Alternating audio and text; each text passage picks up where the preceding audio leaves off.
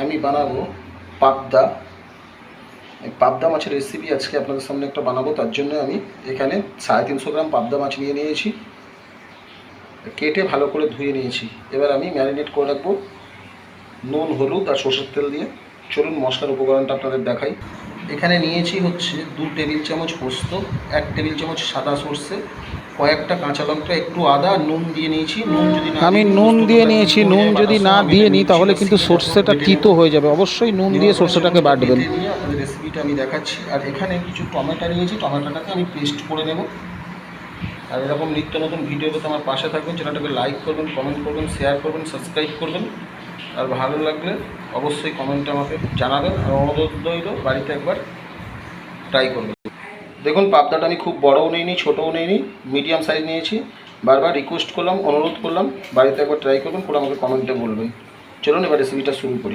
এবার আমার নিয়ম কি বলুন তো, এইখানে যে কড়ার তেলের মধ্যে নুন দিয়ে দেওয়া। আর পাবদা মাছ কিন্তু খুব নরম হয়, এটা কিন্তু সবসময় মাথায় রাখবেন। পাবদা মাছ কিন্তু খুব নরম হয়। তার জন্য দেখুন তেলটা থেকে আমার ধোঁয়া উড়ে গেছে। পাবদা মাছ খুব নরম হয়। আর পাবদা মাছটাকে আমি নুন হলুদ মাখিয়ে অনেকক্ষণ ধরে একটু নুন হলুদ আর করে ম্যারিনেট করে রেখেছি। দেখুন ম্যারিনেট করা মাছ, এর মধ্যে আমি মাছগুলো একে একে কড়াই ছেড়ে দিচ্ছি।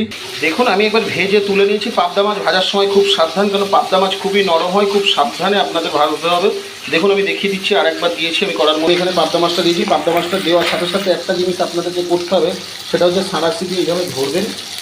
দেখুন সাঁড়াশি দিয়ে এইভাবে ধরবেন। ধরার পরে এখানে চারিদিকে এরকমভাবে সুন্দর করে এটাকে ভালোভাবে তেলটাকে চারিদিকে নাড়িয়ে চাড়িয়ে দেবেন।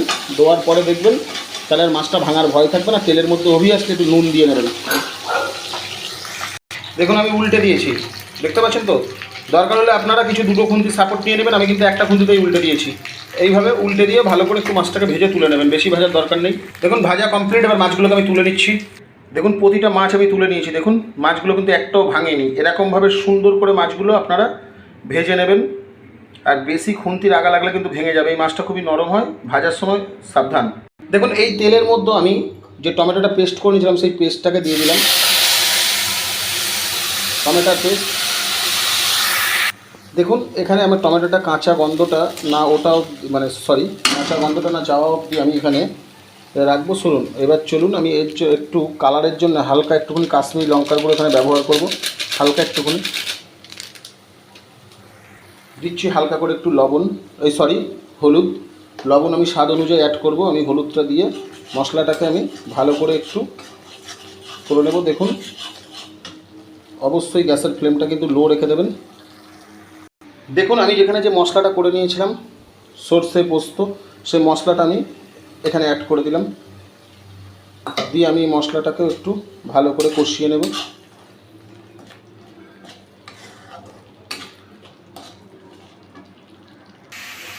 দেখুন আমার এখানে মশলা কষানো হয়ে গেছে। এবার আমার যে মশলা ধোয়া জলটা ছিল সেই জলটা আমি এখানে অ্যাড করছি। আর একটু বেশি করে জল দিয়ে দেবো।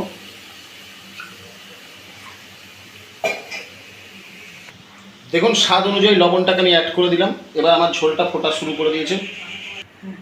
দেখুন ঝোলটা ফুটে উঠেছে।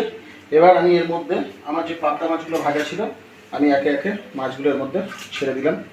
দিয়ে আমি কিন্তু খুন্তি দেবো না, আমি সাঁড়াশি দিয়ে এই মাছগুলোকে এইভাবে নাড়িয়ে নেব। এখানে কিন্তু খুন্তি ব্যবহার করবেন না, তাহলে কিন্তু মাছগুলো ভেঙে যাবে। খুন্তি কিন্তু মারবেন না, মাঝে মাঝে দুটো কাপড় দিয়ে ধরে কড়ার হ্যান্ডেলটা ধরে নাড়িয়ে দেবেন। কিন্তু খুন্তি মারলে কিন্তু মাছগুলো ভেঙে যাবে।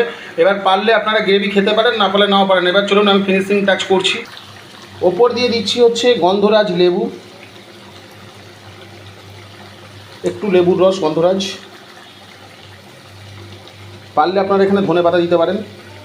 আর দিচ্ছি হচ্ছে 4টে কাঁচা লঙ্কা চেরা। দিয়ে 1 মিনিট ফুটিয়ে আমি সার্ভ করে নেব। চলুন আমি আরেকবার কাপড় দিয়ে ধরে নাড়িয়ে দেব। দেখুন আমার ফুল রেডি। এবারে চলুন সার্ভ করে নিই। দেখুন আমি সার্ভ করে নিয়েছি। আজকে এই পর্যন্ত, আবার নতুন ভিডিও দেখা হবে। ততক্ষণ সবাই সুস্থ থাকবেন, ভালো থাকবেন। আর একবার অনুরোধ রইলে বাড়িতে ট্রাই করবেন, কমেন্টে জানাবেন কেমন খেলেন।